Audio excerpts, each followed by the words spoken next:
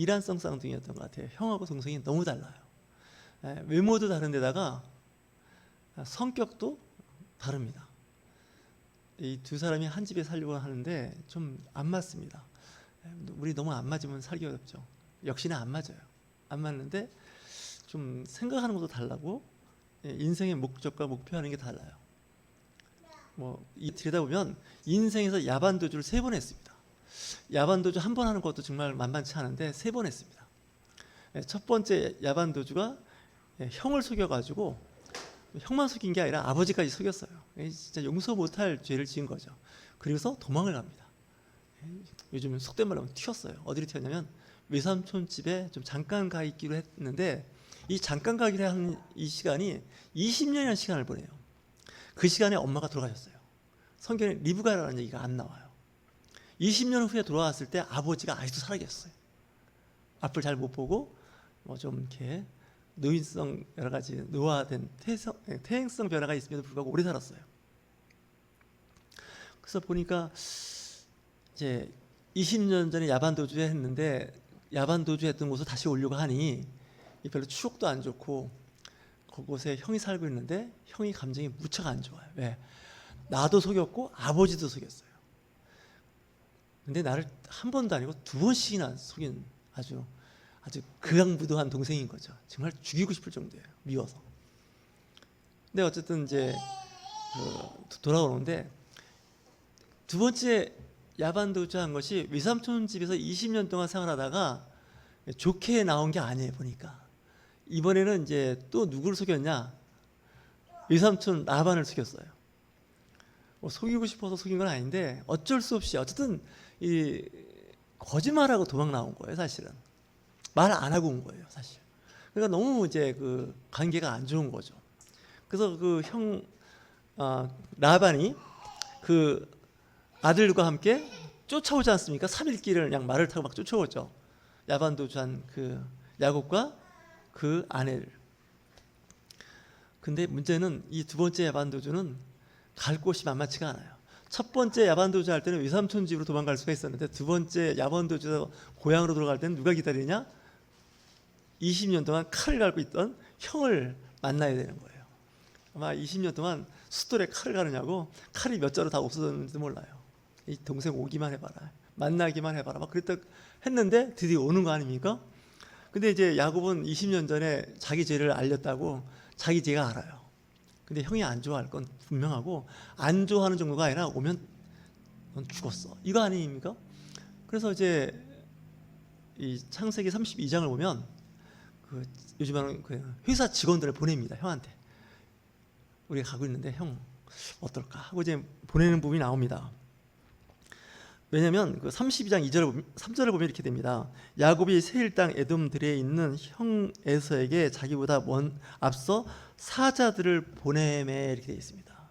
먼저 사람을 보냈어요. 내가 형 갈 텐데 이렇게 했겠죠. 옛날 생각하지 말고 나 좀 받아줘, 이렇게 해서 사람을 보냈어요. 보냈는데 글쎄 이게 문제가 심각해진 거예요. 형이 장정 400명, 사병이라 그러죠. 이 사병은 어떤 사병이냐면 개인이 쓰는 용병입니다. 요즘 말로 하면. 요즘에 그 전쟁에서도 용병이 문제가 되죠. 그 러시아와 우크라이나, 러시아에 용병들이 나오죠. 이 사람들은 전쟁을 대신해 주면서 돈을 받는 사람들이에요. 그러니까 이 에서는 제가 보기엔 굉장히 능력 있는 사람이에요. 돈을 많이 벌었어요. 비록 하나님의 축복을 못 받았지만 이 땅에서 잘 되는 복을 받았고, 이제 400명의 용병을 데리고 온다는 건 이게 보통 능력이 아니에요. 한 사람당 그 돈을 주고 써야 되는 거 아닙니까? 그리고 400명을 통솔할 수 있는 능력이 있는 거죠. 이런 생각을 해봤습니다. 요즘 같으면 한 3개 중대 정도의 그 병력을 동원한 거예요. 이 당시 인구도 많지 않던 시대에 400명은요, 이게 아주 큰 부대입니다. 동생 야곱이 쫄았어요. 큰일 났다, 우린 죽었다. 우리는 양과 어린이와 내 아내가 있는데 이거 어떡하냐. 형은 나보다 전부터 힘도 세고 전쟁을 잘할 뿐만 아니라 형을 이길 수가 없어요. 도저히 이길 수가 없어요. 그래서 이제 걱정을 이제 하는 거죠. 근데 걱정하면 우리는 어떻게 할까요? 기도하죠. 기도원에 가서 교회에 가서 기도하는데 야곱도 예외는 아니에요. 이제 자기 가족들을 그러니까 셋으로 나눈 것 같아요. 오늘 보면 어떻게 나눴을까요? 이제 이렇게 나눕니다. 먼저 그 종들을 요즘에 직원들 제일 앞에 내세워버립니다. 그러니까 형이 400명하고 치면 그 가축과 그 종들 그런 사람들을 이제 먼저 이제 그 치겠지 하고 하는 거죠. 두 번째가 이제 자기 그 부인들인데 라헬을 제외한 3명의 아내와 그 자식들을 먼저 이렇게 또 보내요. 그러니까 벌써 1단계, 2단계, 3단계는 누구냐? 라헬과 그다음에 요셉입니다. 그때 베냐민은 안 낳았습니다. 11명만 낳은 상태인데 지금 그 레아와 그 먼저 이제 부인들이겠죠. 첩과 이제 먼저 있고 삼진에는 사랑하는 라헬과 요셉을 합니다. 그리고 자기는 그 강가에서 기도를 합니다. 그 강은 야복강이라고 그러죠. 이 야복강이 약간 그 제가 보기에는 요단강의 한 지류입니다. 거기서 기도를 하는데 성경에는 이런 얘기를 합니다. 기도를 하는 게 아니라 씨름을 했다고 합니다. 그러니까 이 기도를 씨름하듯이 했다는 거예요. 간절히 하나님과 그냥 서로 간에 힘겨루기 하듯이 한 거예요. 여러분들 기도하실 때 힘겨루기 하듯이 간절히 기도하셔야지 졸다 깨다 하다 말다 하면 안 됩니다. 성경에는 늘 간절히 나를 찾는 자, 간절히 기도하는 자를 찾는다고 되어 있습니다. 근데 보니까 천사와 씨름을 하는 거죠. 그러니까 사실 천사인지는 몰랐습니다. 밤에 누가 나타나는데 이 나타나는 이 대상이 보니까 일반 사람 같지는 않은 거예요. 이제 보니까 자기를 축복해주는 어떤 영적 능력을 갖고 있는 사람이야. 여기 보면 천사라고 되어 있습니다. 천사와 씨름하는 야곱인데 일부에서는 하나님과 씨름을 한다는 표현을 씁니다. 나는 천사하고 씨름했는데 왜 하나님하고 씨름한다고 했을까? 천사는 하나님의 명령을 받아서 일을 하는 영적 존재이기 때문에 천사와 싸운 것은 곧 하나님과 싸운 겁니다. 요즘에 해외에 대통령 특사를 내보낼 때가 있습니다. 이 특사는 대통령의 업무를 수행하는 사람입니다. 그래서 대통령 특사가 예를 들어서 미국을 갔다 그러면 미국에 있는 우리나라 대사가 공항에 마중 나옵니다. 미국의 대사면 내가 한국을 대표하는 최고의 관료고 책임자인데 내가 왜 나가지? 아닙니다. 대통령이 높습니까? 대사가 높습니까? 대사가 높죠. 아닌가요? 아닙니다. 미국에서도 우리나라 대통령이 그러니까 대사를 임용할 수 있는 그 임명권자가 대통령입니다. 그러니까 대통령 특사가 공항에 가면 대사가 나와서 마중을 해야 됩니다. 왜냐고요? 대통령이 온 거나 똑같습니다. 특사니까. 천사가 이제 야곱하고 씨름을 하는데 이게 보통 일이 아니에요. 이 천사도 보니까 야곱이 만만치가 않아요. 아주 성가시는 거예요. 귀찮은 거예요. 근데 바짓가랑이를 자꾸 늘어지는데 아주 막 정말 미치겠는 거예요. 밤새도록 저는 이런 말을 합니다. 철야 기도를 한 거예요. 밤이 새도록 철야 기도를 한 거예요. 해가 이제 뜨면 철야 기도는 끝나는 거 아닙니까?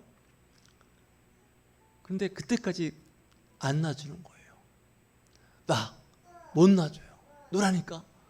이봐 안 나. 막 그러면서 했는데 이제 동이 틀려고 그러는 거예요. 새벽에 동이 트면 이제 천사는 갈 곳을 가야 되는데 이 야곱이 아주 끈질기게 고래 힘줄처럼 끈질기게 늘어지니까 정말 신경질이 날까요 안 날까요? 신경질이 났어요. 정말 짜증나는 거죠. 뭐 이런 게 그래서 발길을 확 발차버렸어요. 그래서 이 야곱이 천사한테 걷어차였어요. 차였는데 어떤 문제가 생겼을까요? 그게 아니에요. 이 골반하고 대퇴골 아시죠? 넓적다리 뼈. 이 판도뼈라고 이제 옛날 버전이 나오는데 이 관절이 어긋나 버렸어요. 통증이 이루 말로 할 수가 없어요. 이 뼈가 관절을 이렇게 벗어났으니 얼마나 아프겠어요. 정신이 하나도 없어요, 진짜. 여러분 주변에 고관절 수술하신 분이 있으시죠? 네, 고관절 뼈 잘라서 인공관절 끼워서 걷는 분들 있지 않습니까? 요즘 마취하니까 수술하는 거지. 얼마나 아플까요?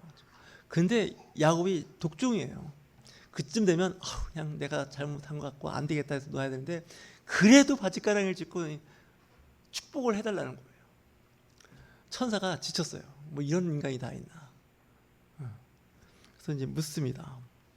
28절에 내 이름이라고 하면 너 이름이 뭐냐? 천사가 이름 모를 리가 없어요. 그때 이제 천사가 이야기하죠. 너 이제는 야곱이라 하지 말고 이스라엘이라는 이름으로 이름을 바꿔줍니다. 성경에 나오는 이스라엘의 이름이 처음 나오는 것이 이 창세기 32장에 나오는 말씀입니다. 이스라엘이라는 뜻이, 지금도 이스라엘 나라가 있지 않습니까? 이 이스라엘이라는 뜻은 하나님과 겨루어 이겼다는 뜻입니다. 좀 그 나라 이름이 좀 그렇죠? 하나님과 싸워서 이겼다는 겁니다. 나는 천사와 이겼는데 왜 하나님과 싸워서 이겼을까? 천사를 이긴 건 하나님을 이긴 거라고 이제 그 당시 사람들은 생각했던 거죠. 지금도 마찬가지죠. 그래서 이렇게 얘기하죠. 내가 하나님과 및 사람들과 겨루어 이겼습니다. 그러니까 그가 얼마나 집요하게 하나님께 복을 받아야 하려고 하는지 그 알 거예요. 이 야곱은 벌써 형 에서의 장자권을 빼앗은 사람이에요. 그리고 팥죽 한 그릇에 바꿨던 사람이에요. 그러니까 하나님의 그 축복을 아주 간절히 받았던 사람이기 때문에 대단한 사람이죠. 기어이 복을 받는 거죠. 그리고 나서 해가 뜨니까 형을 만나러 가는 거죠. 형이 이제 밤새도록 달려온 거죠. 해가 뜨자 형을 이제 만나게 된 거죠. 근데 천사한테 걷어차이면서 대퇴골이 그냥 어긋나는 바람에 쩔뚝거린 거예요. 얼마나 아팠을까요? 쩔뚝거리는 거예요. 지팡이를 의지해서 쩔뚝쩔뚝 걷는 거예요. 이 야곱은요, 이때 이후 죽는 날까지 쩔뚝거렸습니다. 불구자가 된 거예요, 사실. 그러니까 얼마나 심하게, 사도 바울이 갈라디아서 마지막 장에서 얘기하죠. 내 몸에 예수의 흔적이 있다. 내가 예수를 만나서 예수를 믿으면서 신앙생활하면서 흔적을 갖고 있다는 거예요. 그 흔적이 좋은 흔적일 수도 있지만 나쁜 흔적일 수도 있어요. 그때 예수 믿는다고 누구한테 맞은 거예요. 내가 무슨 일을 한다고 누구한테 불이익을 당한 거예요. 손해본 거예요. 집안도 굉장히 어려워졌고 내 육체적인 질병도 있었고. 그래서 야곱은 하나님과 축복을 받기 위해서 환도뼈가 어긋나는 고난을 당합니다. 그 이후에 불구자로 살죠. 어쨌든 형을 만납니다. 형을 만났는데 형이 400명의 군대를 이끌고 왔는데 자기를 보자 어떻게 할까요? 이제 서로 껴안고 눈물을 흘렸다는 겁니다. 20년 만에 만난 기쁨이죠. 근데 잘 보면 동생의 태도가 좋아졌어요. 왜 좋아졌냐면 천사와 겨루어 이긴 곳에 이름을 이제 야곱이 짓게 되는데 분이엘입니다. 하나님의 얼굴이라는 뜻입니다. 엘은 하나님이죠. 분이엘. 우리 길 건너에 분이엘이라는 카페 있는 거 아시죠? 여기서 나옵니다. 창세기 32장에 분이엘, 하나님의 얼굴을 봤다는 거예요. 천사와 겨루어 이겼는데 그 천사를 하나님의 얼굴, 구약시 때는 하나님의 얼굴을 보는 자는 죽는다고 돼 있어요. 근데 안 죽었다는 거예요. 어쨌든 이 분이엘, 하나님의 얼굴, 내가 하나님을 대면하여 보았다. 야곱이 20년 전에 도망갈 때는 해가 질 때 광야에서 하룻밤 잘 때 천사가 오르락내리락 하는 걸 경험했죠. 그때 거기를 뭐라고 짓죠? 이름을 베델이라고 짓니다. 베델. 거기가 원래 루스란 땅이에요. 루스란 땅인데 빛이란 뜻인데 거기서 이제 천사가 오르락내리락 하는 걸 보면서 아, 여기는 하나님의 집이구나. 그래서 베델이 있는데 돌아올 때는 여기를 분이엘이라는 이름을 썼습니다. 그러니까 아마 꿈속에 천사를 많이 본 사람이 야곱입니다. 베델에서는 욕심껏 내가 하나님께 복을 받아서 돌아오면 하나님 앞에 내가 11조를 내겠다고 자기가 약속을 하죠. 그런데 이 분이엘에서는 어떤 일이 벌어지냐면 부자가 됐어요. 복을 받아서. 대신 어떤 이야기를 하냐면 자기가 사람이 됐어요. 그 옛날에는 속이고 거짓말하고 돈 버는 일이랑은 가리지 않고 하던 이 야곱이 천사와 씨름하면서 이름이 바뀌죠. 야곱이라는 이름의 원래 뜻은 발목을 잡다, 태클을 걸다, 거짓말하다, 속이다, 사기친다 이런 뜻이에요. 야곱이라는 이름이. 그러니까 이름이 좋지가 않아요. 왜 그러냐면 태어날 때 형 에서의 발목을 잡고 태어나는 바람에 그렇게 이름이 붙어버렸어요. 근데 천사가 뭐라고 하면 이제 앞으로 태클 거는 사람, 사기치고 거짓말하는 사람, 수단과 방법을 가리지 않고 자기의 꿈을 이루려고 하는 사람이 아니라 이제는 새로운 사람이 되라는 뜻이죠. 이스라엘이라는 이름을 갖게 되죠. 그러니까 엘자가 벌써 2개가 붙었죠. 베델, 분이엘, 이스라엘. 하나님의 사람이 됐어요. 형을 보았을 때 형은 항상 경쟁자였어요. 형을 내가 넘고 뛰어넘어야 내가 복을 받고 장자로서의 권한을 갖는다 했는데 어떻게 됐을까요? 우리 한번 같이 읽어보실까요? 33장 3절을 읽어보시면 이 야곱의 형 에서한테 태도가 바뀝니다. 건방지고 교만하고 아주 괘씸한 짓을 하던 이 동생이 쌍둥이 동생이죠. 한번 같이 읽습니다. 자기는 그들 앞에서 나아가되 몸을 7번 땅에 굽히고 그의 형 에서에게 가까이 가니. 몇 번 절했다고요? 한 번도 아니고 7번을 해요. 성경에 7번은 완전히 있더라. 나는 이제는 형 장자권을 뺏어서 형 노릇을 하려고 하는 그런 사람이 아니라 나는 형의 동생이고 형의 종입니다라고 얘기한 거예요. 입장이 바뀌었어요. 전에는 내가 형을 이기고 형의 특권과 권한과 모든 걸 빼앗아서 내 것으로 만든 다음에 뭔가 좀 잘해보려고 했는데 이게 아니라는 걸 알아요. 2번의 야반도주를 통해서 인생 그렇게 사는 게 아니라고 배우게 됩니다. 우리 앞에 있는 분한테 짓궂게 인사를 한번 하겠습니다. 인생 그렇게 사는 게 아닙니다. 예. 오늘 말씀이 그거예요. 인생 그렇게 사는 거 아니에요. 야곱이 2번 야반도주를 통해서 엄청난 고생을 해요. 물론 자기 목적한 걸 달성을 해요. 처음에 떠날 때 지팡이 하나 갖고 떠났는데 돌아올 때는 그 양떼와 소떼와 낙타 2떼로 나눠졌다고 지금 창세기 32장에 얘기하고 있어요. 부자 되면 뭐예요? 죽게 생겼는데 인생을 잘못 사는 거예요. 수단과 방법을 가리지 않고 부자가 되려고 해서 부자가 됐는데 이 부자가 아닌 거예요. 형 만나는 순간 난 죽는 거예요. 형 만나는 순간 내 인생은 끝나는 거예요. 부인이 4명이고 아들이 11명이고 딸 디나까지 하면 12명을 낳았어요. 아직 베냐민은 임신한 상태예요. 근데 뭐예요? 하나님께서 한번 콧바람 불면 다 날아갈 재산, 건강 그거 아니겠습니까? 사람이 있어요. 그래서 형 앞에 자기가 7번 절을 했다는 거예요. 형, 나 옛날에 야곱이 아니야. 옛날에 동생이 아니야. 나 이제 형을 형답게 인정하고 살 거야. 이렇게 나온 거예요. 이 창세기 잘 보면 그 얘기입니다. 앞에서는 하나님께서 얘기한 것처럼 동생이 형보다 더 나을 것이다. 큰 아이가 작은 아이를 섬기게 될 것이다. 이건 이제 장차 먼 훗날의 예언인데 지금은 형이 이제 형으로서의 권한을 인정하는 거죠. 그때 형과 동생 에서와 야곱이 서로 부둥켜 안고 입 맞추고 울었다는 거예요. 20년 동안 미워했던 그 감정. 그리고 출세하려고 수단과 방법을 가리지 않고 했던. 그래서 이 부자가 됐는데 이 부자도 그냥 부자가 된 게 아니더라고요. 자세히 보니까 사기랄 말은 그렇지만 그 외삼촌 라반을 계속 물먹였다고 하면 표현이 이상하지만 물론 계약을 했지만 하나님께 도와주셨지만 사실은 좋은 방법으로 부자가 된 건 아닌 것 같아요. 그래서 그 외삼촌이 자꾸 계약을 10번씩이나 변개했다고 하는 얘기는 뭔가 좀 안 좋은 관계예요.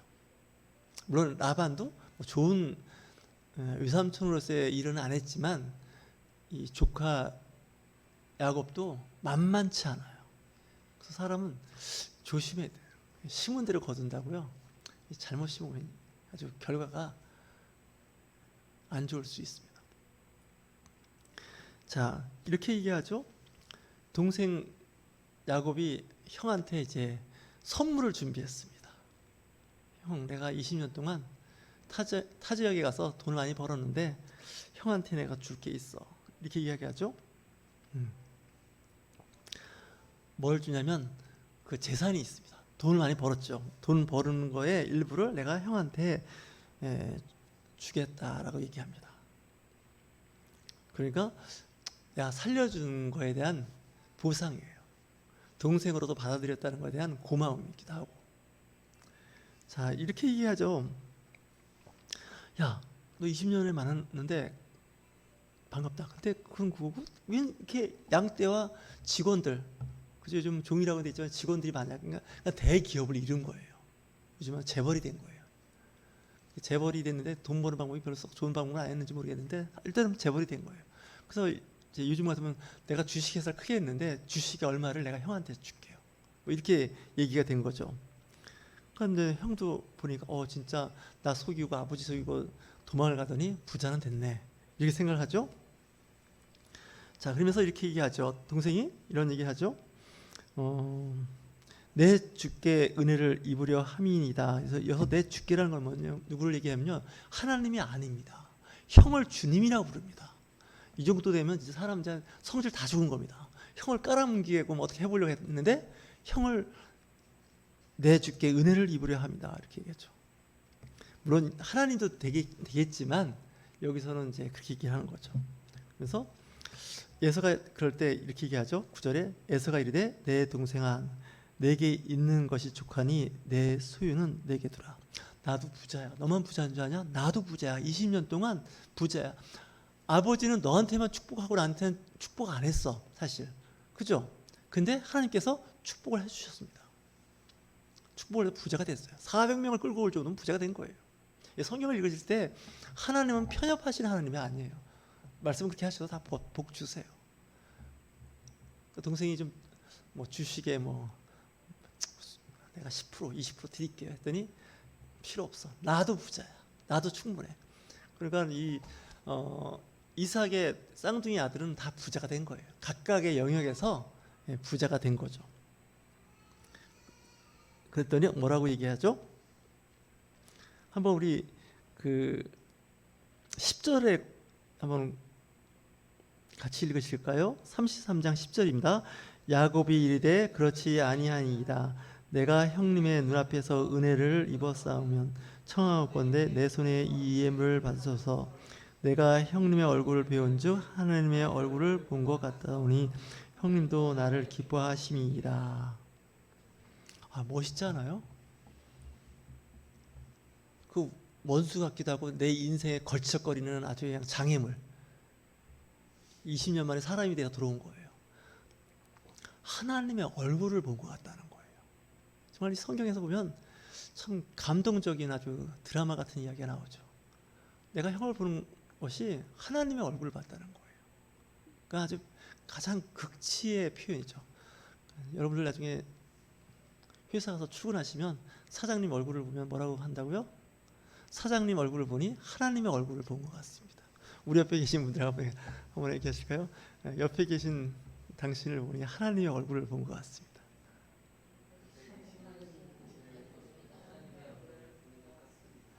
학교에 갔더니 교장 선생님을 봤더니 교장 선생님 얼굴이 하나님의 얼굴을 본 것 같다고. 그러면 회사의 사장님이나 부서장님이나 교장 선생님이 좋아할까요? 싫어할까요? 얘가 미쳤나 봐. 시간만 나면 나 욕하고 뒷담화 하는 애가 어떻게 웬 저런 말을 하지? 죽을 때가 됐나? 약을 먹었나? 죽을 때가 됐나? 왜 이러지? 이런 얘기 하잖아요. 근데 기독교인들이 그래야 돼요, 사실은요. 갔더니 막 노조 만들라고 사장 내쫓으려고 그러고 막 이러면 안 돼요. 내가 형님의 얼굴을 배운즉 하나님의 얼굴을 본 것 같사오며 형님도 나를 기뻐하시는 거예요. 이게 중요한 거예요. 군대를 갔더니 군대 고참이 그러더라고요. 너 교회 다니지? 예. 그랬더니 야, 고참은 하나님과 동급이다. 딱 그러더라고요. 갔더니 처음에 갔더니 그 말 되게 기분 나빴어요. 아니 간이 자기 무슨 뭐라고 하나님과 고참이 동급이라고. 근데 인생을 살아보니까 그 말에 내가 진리라는 걸 알았어요. 진리. 하나님은 안 보여요, 사실. 그렇지 않습니까? 근데 내 주변에 내 옆에 있는 사람이 하나님의 천사일 수가 있어요. 천사. 그리고 하나님의 얼굴 본 것처럼 그 사람이 사람이 아니라 하나님의 성령으로 충만한 하나님일 수가 있다는 거예요. 그래서 이 사이 안 좋았던 형제가 만나서 서로 부둥켜 울면서 서로를 인정하죠. 그냥 이게 또 맨입으로 하나요? 동생이 형 자꾸 받으라는 거예요. 주식에 내가 20%, 10% 드릴 테니까 형, 나 그동안 너무 미안했어. 20년 동안 속인 게 아니지. 20년 동안 속이기 전부터 속였어. 태어날 때부터 형 발목 잡고 태어나갖고 사사건건 형이 한다 그러면 다 반대했고, 응? 심지어는 형이 갖고 있는 모든 권한 내가 몰래 빼서 꽃가 빼먹고 막 그랬잖아. 그거에 내가 조금이라도 갚을게. 그래서 11절에 나오면 그런 얘기를 하잖아요. 내가 형님께 드리는 예물을 받소서 하니 그에게 강권하며 받아. 결국 받았다는 얘기예요. 형이요. 왜? 강권하니까. 형 이거 안 받으면 형 아니야. 나하고 아무 상관없어. 그 원하는 관계 유지되는 거야. 받아. 그랬더니 그 형이 받았다는 거죠. 오늘 이야기는 여기까지예요. 사실은 이게 감동적인 거예요. 이 원하는 관계나 그 어떤 불편한 관계가 성경은 해소되는데 나중에 한 번 더 나올 거예요. 그 동생 그 요셉이 형들을 용서하지 않습니까? 10명의 형들을 자기를 팔고 진짜 고난과 거의 죽음의 계곡으로 몰아놨던 형들을 용서하잖아요. 그러면서 창세기가 끝나거든요. 성경을 자세히 들여다보면 성경은 감동이 있는 이야기예요. 하나님의 말씀이라고 해서 자꾸 이렇게 너무 이렇게 하지 마시고 사람 사는 이야기예요. 성경에서 얘기하는 사람 사는 이야기. 그 사람 사는 이야기 속에서 하나님의 섭리를 발견하는 거죠. 하나님은 사랑이시기 때문에 사랑하는 자에게는 하나님의 영이 있다고 사도 요한은 이야기하지 않습니까? 아무리 교리와 이론과 철학과 사상, 이념을 얘기해도요, 그 안에 사랑이 없으면요, 그거는 하나님의 나라가 아닙니다. 잘 보셔야 됩니다. 성경 많이 알고 공부하는 거 굉장히 중요한 건 사실인데 그 안에 핵심적인 그 키워드인 사랑이 없으면요, 그거 별 의미 없습니다. 제발 여러분 직장 가시거나 이웃에 있는 사람을 내가 본즉 하나님의 얼굴을 배우는 것 같다. 뭐 돈도 안 들잖아요. 그런 말. 그럼 얼마나 상대방이 기분이 좋겠어요. 나를 미워하고 나를 싫어할 것 알았더니 얼굴을 보니 내가 하나님 얼굴을 본 것 같습니다. 뭐 그렇게까지 얘기하지 마시고 참 기쁘다고 반갑다고 이렇게 해야 되는데 이게 안 되는 거예요. 저부터 그게 잘 안 돼요. 자, 여러분 오늘 말씀 잘 보세요. 천사가 씨르면서 속된 말로 불구가 돼가면서 자기 인생이 그때서 바뀌어요. 그때서 바뀌어요. 왜? 고난과 수단과 방법을 가리지 않고 성공하려고 온갖 일을 다 했는데 결론 안 되더라는 거예요. 그가 밤새도록 하나님 앞에 기도하고 들어올 때 하나님께서 그를 불쌍히 여기지 않습니까? 관계를 회복시켜. 너 앞으로 인생 그렇게 살지 마. 그렇게 사는 한 너한테는 희망은 없어. 이렇게 제 얘기가 되는 거죠. 오늘 말씀 가운데 혹시 주변에 불편하고 힘든 분이 있으면 어떻게 하면 잘 지낼까? 어떻게 하면 용서하고 지낼까? 그런 생각과 실천하시는 저와 여러분이 되실 주의로 축원합니다.